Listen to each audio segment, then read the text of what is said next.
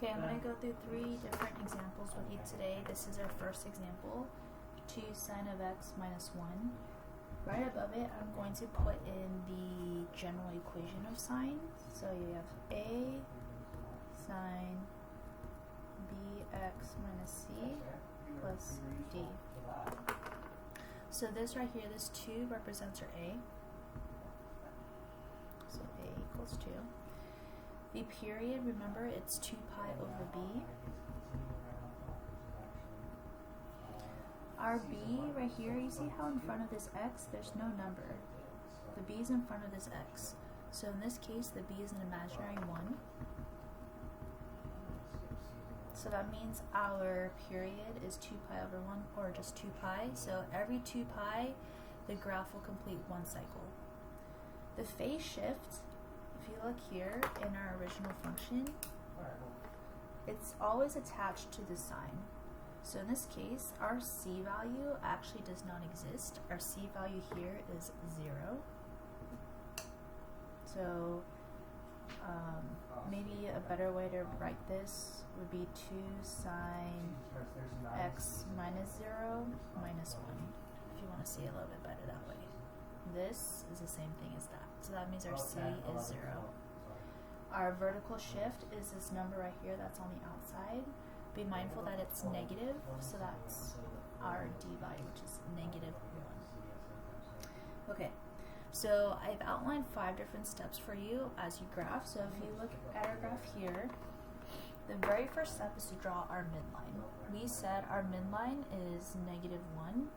So at y equals negative 1, I'm going to go ahead and draw a horizontal line. So the lines are kind of faint here, but this is negative 1. Yeah.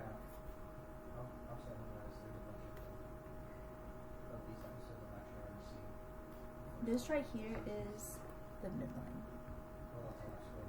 So that means our graph is going to be right in the middle there. Then you are going to think about your amplitude, which is 2. So remember, the amplitude is the height of your graph. So what I like to do is I like to draw my sandwich.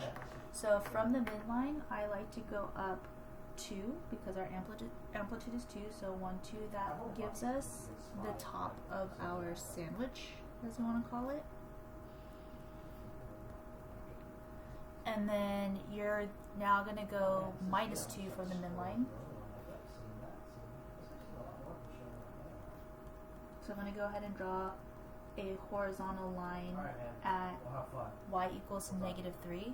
So you know that your function is going to go, this is the bottom part of the function, and this is the top of the function. The phase shift is 0, so that means our graph is not going to move left or right. We're going to start right at 0. And then every 2 pi, that's when the function will complete 1 full cycle. So remember, the sine function always goes from 0, 0, and it goes up and then down. But because we have a vertical shift, instead of starting on 0, 0, we're actually going to start right here, because this is the middle of our graph now. It's going to take 1 full 2 pi to complete 1 full cycle, so the end of my sine function is going to go there. And remember, it's going to go up, it's going to go down, and then back up. This right here is our sine function. I could continue it. I could go there, there. Notice at every 2 pi, so at 2 pi we completed a cycle, at 4 pi we completed a cycle, at 6 pi we completed another cycle. And you can continue it this way and keep going. So today's lesson is mainly focused on shifting the graph up and down, and then my next example will show you how to shift it left and right.